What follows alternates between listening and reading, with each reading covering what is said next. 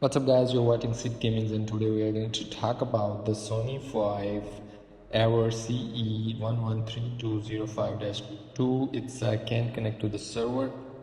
So go to the network, PlayStation network status, and here you just select your region and check the server is working up and good or not.